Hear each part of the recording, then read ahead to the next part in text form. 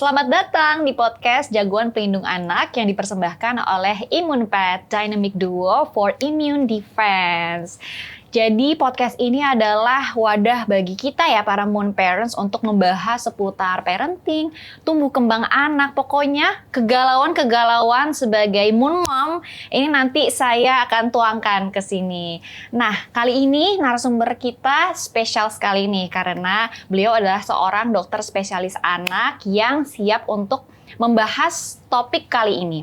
Tahu nggak sih moon parent sekarang tuh kan lagi musim-musim sakit ya. Saya sebagai moon mom tuh suka galau ya. Ini takut kalau dia bapil, kalau sakit itu bisa mempengaruhi tumbuh kembang yang kita sudah istilahnya usahakan ya dari segi nutrisi dan stimulasi. Jadi apakah benar nih kalau anak gampang sakit bisa mengganggu tumbuh kembangnya? Kita bisa mulai dari cek nutrisi dan stimulasinya. Makanya narasumber kita kali ini ada Dr. Yoga Yandika. Halo, Moon Dad. Dr. Yoga Yandika adalah seorang dokter spesialis anak yang sekarang sedang praktek di York Clinic dan beliau menangani banyak pasien ya dari segi tumbuh kembang anak, nutrisinya banyak sekali ya, Dok. Jadi di sini kita pindahkan ruang prakteknya ke sini. Jadi beruntung banget nih, saya bakal tanya-tanya kupas tuntas ya tentang topik kali ini. Kalau nutrisi, ini kan ibarat bahan bakarnya, Dok. Sementara kalau stimulasi itu pemicu mesinnya. Ibaratnya seperti itu ya. Dan bagaimana sih sebenarnya keduanya tuh saling melengkapi satu sama lain dan berpengaruh kepada tumbuh kembang anak ya, Dok, nutrisi dan stimulasi ini? Ya, jadi kalau kita ngomongin anak itu kan sebenarnya ciri khasnya ada dua. Yang pertama dia ada tumbuh, yang kedua dia berkembang. Nah, kalau ngomongin tumbuh, dia bertambah ukuran. Dari berat badan, tinggi badan, dan lingkar kepala. Kalau ngomongin berkembang, dia belajar dari nggak bisa jadi bisa. Nah, peran nutrisi itu di mana? Peran nutrisi itu untuk proses bahan bakarnya. Jadi kalau kita ngomongin anak, dia bergerak, dia butuh energi. Atau dia belajar, dia butuh energi. Nah, energi itu didapat dari nutrisi. Sehingga saat energi itu ada, sehingga dia bisa melakukan aktivitas yang seharusnya dia lakukan berdasarkan usianya. Sehingga dia bisa berkembang dengan baik. Jadi saat dia nutrisinya tercapai dengan baik, dia bisa berkembang dengan baik. Makanya anak di usia 0 sampai 5 tahun itu merupakan masa emasnya anak. Karena di sana otak lagi tumbuh dengan baik dan dia lagi berkembang dengan baik. Sehingga terbentuklah cabang-cabang otak sehingga dia menjadi tumbuh dan berkembang dengan optimal. Jadi kalau tadi ditanya apa peran nutrisi? Nutrisi itu sebagai bahan bakar utama di mana perkembangan itu saat ada bahan bakar dia baru bisa jalan, baru bisa beraktivitas begitu. Dan kadang kan nggak cukup untuk kita hanya mengukur berapa banyak makanan yang masuk atau susu yang masuk. Kita harus perhatikan juga apa yang ada di dalamnya ya. Nah, apa sih sebenarnya nutrisi optimal yang diharapkan, Dok, bagi anak? Ya, jadi kalau kita ngomongin nutrisi tadi kan dia sebagai bahan bakar. Nutrisi optimal itu nutrisi itu terbagi jadi dua. Ada makronutrien dan mikronutrien. Nah, seorang bayi dan seorang anak dia butuh makro dan mikronutrien yang seimbang. Makronutrien itu apa? Dia terdiri dari karbohidrat, protein, dan lemak. Nah, disebutnya menu seimbang. Nanti kalau misalkan usianya apa nih, nutrisi apa buat anak nih usia 0 sampai 6 bulan, nutrisi terbaik adalah ASI. Kalau ada beberapa mom yang tidak mempunyai kesempatan untuk memberikan ASI dengan baik, dibantu. Ada namanya formulasi, susu formulasi. Nanti di atas 6 bulan, ternyata si ASI ini atau si susu formulasi ini dia tidak bisa melengkapi kebutuhan energi tadi. Karena dia banyak bergerak tuh. Nah, karena dia tidak bisa melengkapi, dia butuh nutrisi tambahan dalam bentuk MPASI. Jadi, nutrisi apa yang dibutuhkan? Ada makro dan mikronutrien. Gitu. Nah, bicara kalau MPASI, ini kan kegalauan moon moms juga tuh, ini anak makannya sudah banyak atau belum ya, kayak GTM, itu masalah yang sering terjadi. Tapi kan selain itu kita harus mempertimbangkan memang apa nih yang ada di piring anak tersebut ya. Sebenarnya apa sih nutrisi yang kita perlukan setiap anak tuh sedang makan? Ya, jadi kalau kita ngomongin MPASI tadi, MPASI itu tujuannya untuk memenuhi kebutuhan yang tidak bisa dipenuhi oleh ASI. Makanya dibilangnya makanan pendamping ASI. Di mana nanti MPASI ini dia proporsinya berbeda. Usia 6 sampai 9 bulan, proporsi MPASI itu 30%. 70% masih ASI. 9-12 dia 50-50. Di atas 12, 70% MPASI, 30%-nya ASI. Dan apa yang harus kita berikan? Karena dia tujuannya buat membantu nutrisi, ya dia harus mendapatkan nutrisi yang padat kalori. Padat kalori itu berisi dari makronutrien, karbohidrat, protein, dan lemak. Bahkan sekarang anjurannya proteinnya didabelkan, double protein. Tujuannya buat apa? Buat memadatkan kalori itu. Karena kalau kita ngomongin anak ini dia kan mut-mutan, dia yang punya badan, dia kadang makannya 2 suap, kadang 10 suap. Sehingga yang kita sajikan harus dalam bentuk yang terbaik, dalam bentuk padat kalori. Sehingga berubah tuh istilah-istilahnya. Zaman saya kecil dulu, makanannya namanya 4 sehat, 5 sempurna. Langsung berubah menjadi menu 4 bintang. Sekarang menjadi menu seimbang. Kenapa harus seimbang? Karena concernnya ke makronutrien, karbohidrat, protein, dan lemak. Supaya dia terpenuhi. Kalau kita bahas MPASI ya, kan misalnya keseharian anak tuh ada minum susu, ada makan utama, tapi ada snack time juga ya. Kalau untuk snack time itu tujuannya kita memberi nutrisi apa ya dok? Kenapa tetap ada snack? Apakah makanan utama itu belum cukup untuk memenuhi kebutuhannya? Nah, kalau kita ngomongin snack kan kita proses makan anak ada istilahnya namanya feeding rules. Feeding rules itu kan anak diajarkan cara makan yang baik. Komponen feeding rules itu ada 3 komponen. Pertama ada jadwal makan, yang kedua tidak boleh ada distraksi apapun, yang ketiga anak harus responsif. Nah, ngomongin komponen jadwal makan, dia terdiri dari 3 jenis makanan. Ada makanan utama, ada snack, ada susu. Nah, di mana tadi tujuan awal kita memberikan MPASI, niatnya untuk menambah energi. Nah, sekarang snack itu letaknya di mana? Snack itu letaknya sebagai reward food. Gitu. Jadi sebagai makanan reward. Kenapa dia makan reward? Karena secara kalori dia tidak lebih tinggi daripada makanan utama. Jadi kalau kita nih mau memberikan snack, tidak boleh mengganggu kegiatan makanan utama. Jadi kalau misalkan nih dalam usia 6 sampai 9 bulan anjurannya sebaiknya dia menghabiskan 90 sampai 120. 9 sampai 12 120, di atas 12 sampai 250 mili sekali makan sebaiknya. Misal pas pagi anggap dia makan 5 kali. Kan makan terdiri dari 3 utama, 2 snack. Anggap pagi dia makan nggak habis. Ya berarti di jam snack nggak usah dikasih snack. Kasih makan utama lagi. Oh, harus dihabiskan dulu jatahnya ya. Karena kan secara komposisi nutrisi di pagi itu belum terpenuhi. Sehingga si snacking ini menjadi tidak urgent diberikan. Kalau misalkan dia sudah habis di jam paginya, snack boleh diberikan.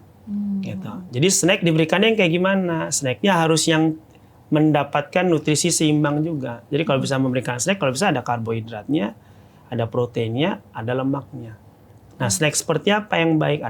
Ada buah-buahan, ada snack yang buat snack bayi, yang dibuat khusus buat bayi. Sehingga nanti tujuannya buat menambah kalori dan sebagai reward food-nya bayi. Jadi dia mendapatkan makanan dalam bentuk yang lain dan jenis yang lain. Gitu. Nah, jenis makanan yang ketiga ada namanya ASI. ASI letaknya di mana? ASI letaknya di antara atau di segera setelah makan. Jadi di antara makan itu tidak boleh ada makanan. Nggak boleh sambil minum ASI sambil makan, nggak boleh. Itu jadi hal yang berbeda ya dok. ASI itu letaknya setelah makan sebaiknya. Karena kalau ASI itu letaknya di luar jam makan, dia akan kenyang di ASI. Sehingga di jadwal makan berikutnya, dia jadi nggak mau makan. Gitu. Jadi konsepnya, dia harus ada jeda dulu. Kan kalau kita ngomongin memberikan makan, kita harus sudut pandangnya sudut pandang bayi. Bayangkan, treat your baby like you treat yourself. Rawatlah bayi seperti kita merawat diri sendiri. Bayangin. Ini misalkan kita makan nih jam 7. Terus anggap abis makan dia minta susu. Kan kita kasih. Jam 8 dia ngantuk. Minta susu. Terus kita kasih susu lagi jam 8. Kan jam makan berikutnya jam 9, jam 10. 2-3 jam setelahnya. Sekarang saat kita mau memberikan di jam 9, jam 10, wajar nggak bayinya nggak mau makan? Wajar. Karena di jam 8 dia masih kenyang. Sehingga between meal-nya itu harus benar-benar clear, nggak ada makanan. Karena kalau dia between meal-nya ada makanan, ya proses makannya jadi terganggu. Sehingga itulah disebabkan muncul namanya jadwal makan. Jadwal makan itu dibuat dari hasil penelitian, ternyata kalau ditunggu kurang dari 2 jam, anak itu kekenyangan. Jadi dia nggak mau makan. Kalau lebih dari 3 jam, anak itu terlalu lapar. Sehingga kalau dia terlalu lapar, ada 2 pilihan. Yang satu ngunyah, yang satu tinggal nelen. Ini MPASI, ini ASI. Ya dia pasti akan lebih milih nyusu. Karena lebih mudah ya. Karena lebih mudah. Gitu. Sehingga dibuatlah, kalau gitu terbaik 2-3 jam baru diberikan. Jadi kalau misalkan dia di luar dari situ, mengganggu proses makan. Yang kedua, kenapa nggak boleh ada distraksi? Karena kalau ada distraksi, dia jadi ngeliat nih bendanya. Sehingga dia nggak tahu bahwa dia sedang makan. Sehingga pada saat dia nggak tahu dia sedang makan, disuapin, boleh dong dia menghindar. Karena saat dia menghindar, dia menganggap sendok ini menjadi gangguan dia untuk aktivitasnya. Gitu. Nah, yang terakhir responsif itu apa? Responsif feeding itu dia merespon proses makan. Proses makan itu apa sih? Jadi anak ada sendok mendekat, dia merespon dengan membuka mulut. Dibuka. Ada makanan masuk, dia ngambil, hap, respon kedua. Yang ketiga, makanan di dalam, dia ngunyah, hap. Yang terakhir, dia nelen. Sehingga mempunyai 4 respon yang terbentuk. Nah, supaya itu terbentuk, dia harus duduk dengan baik. Dia harus ngelihat, suasananya harus baik. Orang tuanya nggak boleh stres, nggak boleh ada target. Gitu. Yang sering terjadi, banyak moon mom sama moon dad, dia secara informasi sangat baik. Dia pintar sekali. Dia mencari informasi kan sekarang banyak. Ya, cuman kekurangannya, dia menjadi punya ketakutan-ketakutan yang dia buat. Dari yang dia baca dan dia dengar. Sehingga saat itu tidak sesuai dengan harapan dia panik. Sehingga dia menciptakan suasana yang tidak nyaman untuk anak saat makan. Karena kepanikan dia, bayangin nih, dia tahu 6-9 bulan harus habis 9-120, 90-120.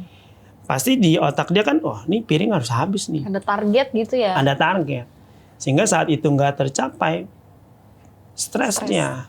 Saat dia stres, dia jadi gerakan sendoknya jadi cepat-cepat, jadi buru-buru. Konsekuensinya anak jadi muncullah yang tadi Mun Sabrina bilang, jadi GTM, nggak mau makan, gitu. Dan ini tuh emang kegalauan yang kerap kita rasakan sih sebagai immune parents kalau lagi makan, kalau kitanya cemas, anak tuh bisa ngerasain ya dok sebenarnya. Nah tapi ada juga nih pertanyaan, kan kalau jeda antara jadwal satu dan lainnya tuh lebih baik ada istilahnya puasa ya, 2 jam ya, 2 atau 3 jam dianjurkan.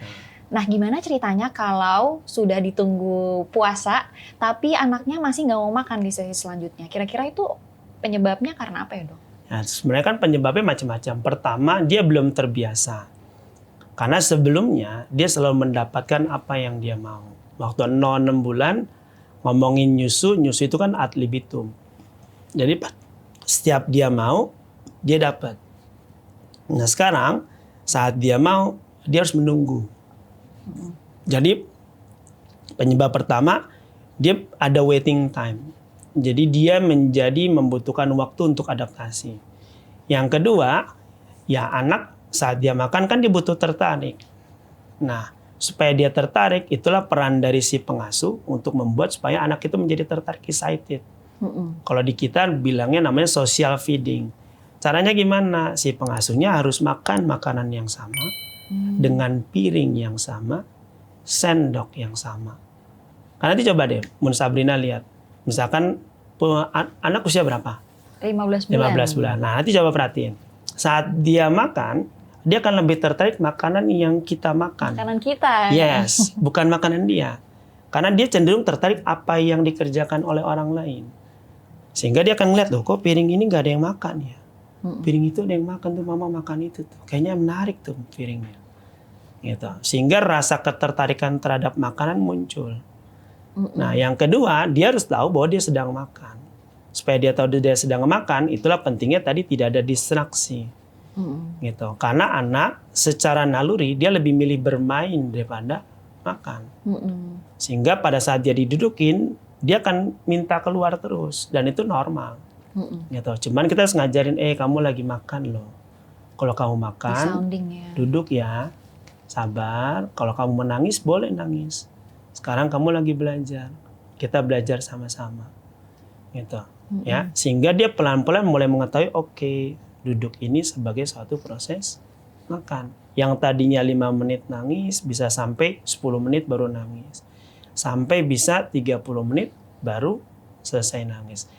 Namanya habitual atau perilaku itu tidak bisa langsung dibentuk. Gitu. Makanya proses belajar makan itu dianjurkannya sampai 2 tahun.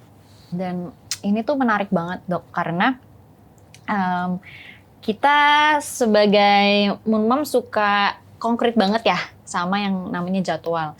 Jadi kalau meleset sedikit itu misalnya nih di makan siang makannya sedikit nih anak. Jadi kita tuh karena merasa ini makan siangnya sedikit, ya udah deh saya sisipkan saja snack di tengah-tengah sesi makan siang ke sesi makan malam. Nah itu apakah benar ya dok? Kan harusnya habis gak habis kalau feeding rules bilangnya berhenti dulu nih gitu. Jadi agak idealis sama realistisnya gimana? Itu gimana ya sarannya dok buat kita? Nah sebenarnya gini, kan tadi tujuan memberikan 30 menit itu supaya dia tahu bahwa dia sedang makan. Karena kalau lebih dari 30 menit, dia akan tidak tahu bahwa proses makan itu berapa lama. Dan kalau udah lebih dari 30 menit, kita sebagai orang awam pun tahu bahwa itu bukan proses makan. Coba bayangin, kan tadi sudut pandangnya sudut pandang anak. Bayangin, Mun Sabrina jadi bayi, duduk, hap. Nah, makan sejam, itu bosen banget gitu. Iya sih. Gitu. Ya, makanya harus di stop di 30 menit. Sehingga dia tahu makan itu ada waktunya. Itu yang pertama. Yang kedua, kalau makannya sedikit bagaimana? Ya itulah peran dari si susu itu buat mengisi kekosongan tadi. Makanya letak si susu itu segera setelah makan. Ya, nanti jangan kaget kalau ada anak setelah makan dia minta susu. Gitu. Boleh. It's very human. Gitu. Cuman susunya jangan terlalu banyak. Kalau dia menyusu langsung ya jangan terlalu jangan terlalu lama. Kan kita sebagai Mun Sabrina kalau misalkan menyusu langsung atau mun mam yang lain yang kalau menyusu langsung kan bisa ngerasain ini bayinya lagi ngisep atau ngempeng ya. Kalau dia sudah mulai ngempeng udah lepas aja. Gitu. Sehingga dia bisa punya batasan berapa banyak dan dia bisa mengatur yang masuk ke perut dia berapa banyak. Sehingga nanti tidak terjadilah pemberian makan di luar jam makan. Karena kalau ada pemberian di luar jam makan, ada konsekuensi yang akan dihadapin oleh Mun Mam yang memberikan itu. Konsekuensinya di jam makan yang seharusnya mungkin jadi nggak mau makan. Gitu. Dan kalau makan ini kan tujuannya memang untuk memenuhi nutrisi anak ya dok. Begitu juga dengan ASI dan snacking. Nah apa yang terjadi ketika anak sakit nih? Itu kan otomatis akan mengganggu metabolisme tubuhnya. Apa sih dampak dari anak sakit terhadap tumbuh kembang anak dok? Ya, jadi kalau kita ngomongin anak, yang faktor yang mempengaruhinya adalah salah satunya adalah sakit. Ya, jadi kalau kita ngomongin pertumbuhan itu kan konsep paling dasar itu terjadinya energi masuk lebih besar daripada energi keluar. Nah, dia akan bisa tumbuh kalau energi masuknya lebih besar daripada energi keluar. Nah, sakit ini perannya di mana? Dia akan meningkatkan energi keluar. Kenapa? Karena saat dia sakit, metabolismenya meningkat. Ya, yang kedua saat dia sakit, dia pasti nafsu makannya akan berkurang. Kayak kita aja, kita orang dewasa lagi sakit, mau makan apa? Aduh, nggak mau makan. Gitu. Anak kecil juga sama. Tapi dia lebih ekstrim. Karena kalau dia saat dia nggak nafsu makan, turunnya udah kayak roller coaster. Cuing, langsung turun. Stres sih makanya kalau sakit anak dok. Gitu. Ya, dan lagi saat dia sakit, badan dia membutuhkan energi buat membentuk daya tahan tubuh. Sehingga energi keluar ini meningkat 2-5 kali lipat. Sehingga konsekuensinya mengganggu pertumbuhan. Karena pertumbuhan energi masuk harus lebih besar daripada energi keluar. Karena dia sakit, ini lebih besar daripada energi masuk. Nah, sehingga kita harus menjaga seorang anak itu menjadi tidak sakit. Caranya gimana? Salah satu cara yang bisa dilakukan adalah paling dasar pertama memberikan imunisasi. Karena dengan imunisasi kita bisa melindungi anak dari penyakit yang bisa dicegah dengan imunisasi. Imunisasi apa saja? Imunisasi bisa dilihat di jadwal imunisasi. Bisa ketik di Google imunisasi, jadwal imunisasi IDAI, Ikatan Dokter Anak Indonesia. Cara yang kedua, kita berikan suplementasi. Suplementasi atau multivitamin. Multivitamin apa yang bisa kita berikan? Multivitamin itu macam-macam. Kalau buat menjaga daya tahan tubuh, nanti ada vitamin C, ada vitamin D, ada zinc, yang tujuannya untuk membantu daya tahan tubuh. Kenapa itu bisa membantu? Jadi kalau vitamin C itu tujuannya sebagai antioksidan. Antioksidan itu yang membantu, antioksidan itu saat dia masuk ke dalam badan, ada kuman masuk, dia membantu melawan si kuman tadi. Dan membantu regenerasi dari sel. Nah, zinc itu perannya di mana? Dia juga sama, merangsang imun tubuh. Dan dia dominasinya, sekarang sudah ada penelitian, dia sangat bermanfaat untuk masalah di pencernaan. Dan sekarang sudah mulai di proses infeksi pun atau kondisi peradangan pun dia juga bisa membantu. Vitamin D juga di mana? Vitamin D juga membantu di sistem saluran pernafasan. Gitu. Jadi vitamin-vitamin tadi bisa membantu untuk melindungi anak supaya tidak sakit. Gitu. Jadi selain dari imunisasi, dari suplementasi. Dan yang terakhir, yang paling penting adalah nutrisi yang seimbang. Karena apapun yang kita lakukan selama nutrisinya tidak seimbang, ya anak akan jadi lebih rentan terkena sakit. Berarti tetap butuh ya dok suplementasi tambahan di luar makanan utama untuk memenuhi kebutuhan sehari-hari. Meskipun sakit tidak sakit, kita tambahkan suplementasi itu. Ya, jadi kalau kita ngomongin suplementasi, ya diberikannya suplementasi dalam dosis yang aman untuk sehari-hari. Jadi kan kalau kita bilang vitamin itu ada 2 dosis. Ada dosis sehari-hari, ada dosis terapi. Jadi kalau kita kalau gitu saya boleh nggak memberikan suplementasi dalam bentuk vitamin? Boleh. Karena vitamin yang beredar dimanapun, itu dosisnya dosis yang untuk sehari-hari. Cuman kalau niatnya kita untuk menjadi terapi, ya kita harus periksa dulu kadarnya. Gitu.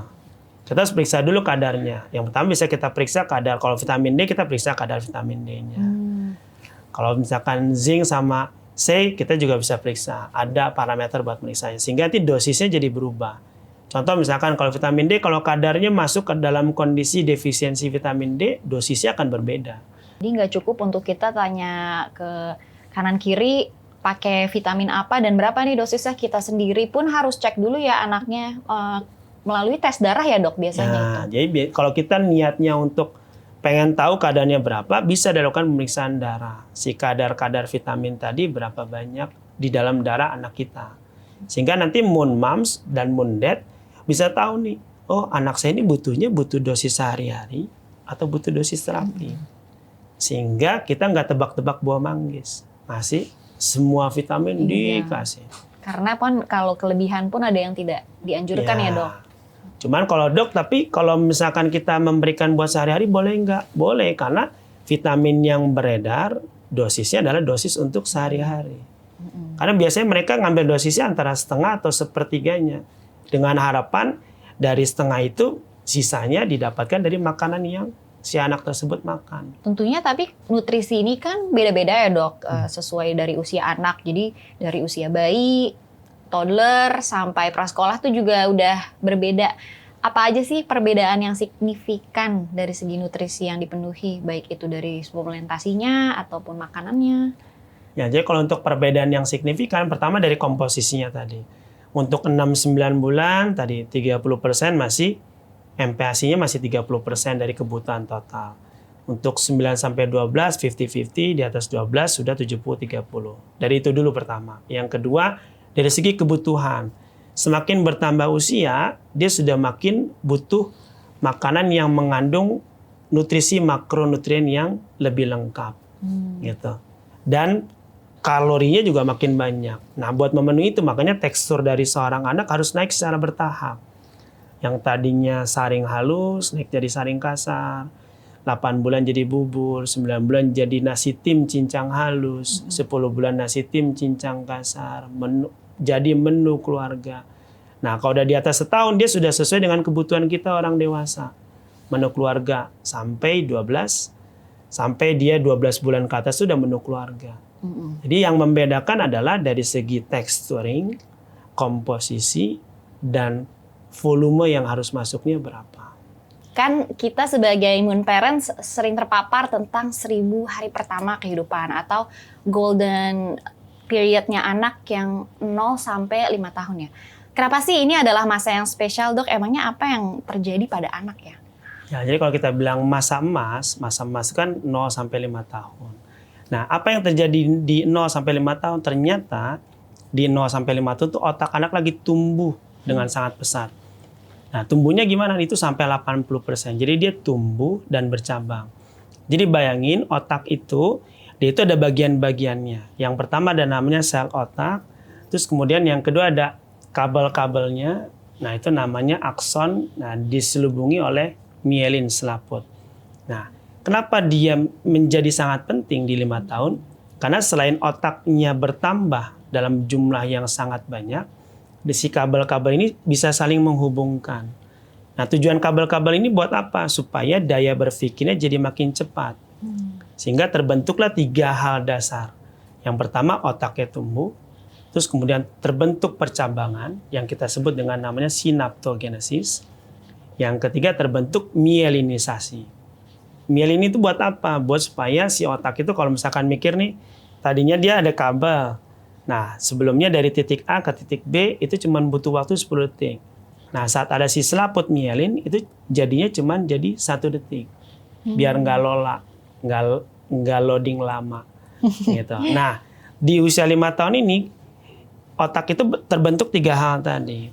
Sehingga itu menjadi sangat concern di saat ini bahwa anak di usia 0 sampai 5 tahun dia harus mendapatkan nutrisi yang baik dan stimulasi yang baik. Karena tadi seperti yang kita bahas di awal, ya, nutrisi sebagai bahan bakar, saat bahan bakar ada, dia bisa beraktivitas. Aktivitas itu yang membentuk suatu perkembangan. Sehingga terciptalah 2 ciri khas utama yang optimal, tumbuh dan berkembang dengan optimal. Berarti ini kan kesempatan emas ya untuk kita menstimulasi anak sebaik mungkin, Dok, karena itu yang mau kita kejar, perkembangan otaknya. Tapi kadang pertanyaannya mulai dari mana ya? Apalagi setiap tahapan tumbuh kembang kan beda-beda ya, Dok. Gimana cara kita menstimulasi sebaik mungkin?